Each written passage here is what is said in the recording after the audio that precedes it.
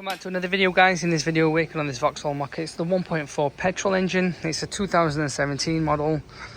We have this fault code, which is P0030 HO2s heater control circuit sensor. Now I'm going to show you the location of this sensor, where it is, what you can do, and reality is a DIY job. I wouldn't even take it to a mechanic. If you're getting that, please do it at home. It's not end of the world.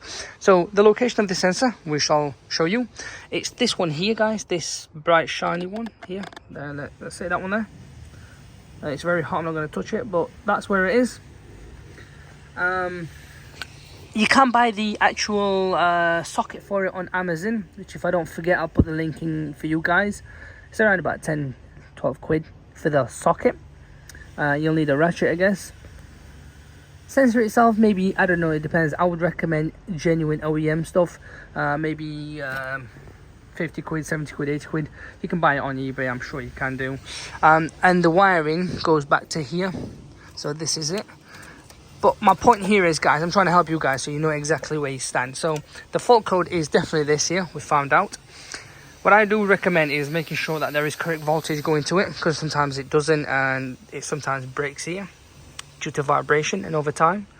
If this is okay, power's going to this, then it's most likely the sensor like it is on this vehicle.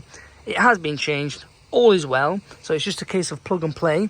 What we've done, well, to be fair, I mean, it's quite a long wire, so you can do this to it. You can wrap it around something else, but recommendation is to do this and just put it somewhere safe so it doesn't vibrate over time and it doesn't cut. But once you've plugged it in, put it in. I mean, the engine light may be on in your case. Sometimes if you're lucky, it's not. So we'll do a full scan and clear, and this will eliminate it. The reality is, when these sensors are faulty on the exhaust, it will give bad readings, bad fuel lines and whatnot. So it is highly recommended you can resolve it quite quick so you get a good fuel efficiency. But this was to help you guys. That's where it is, that's where it leads to. And it's a DIY job, guys. I wouldn't even take it to a mechanic because they'll charge you an arm and a leg for it sometimes.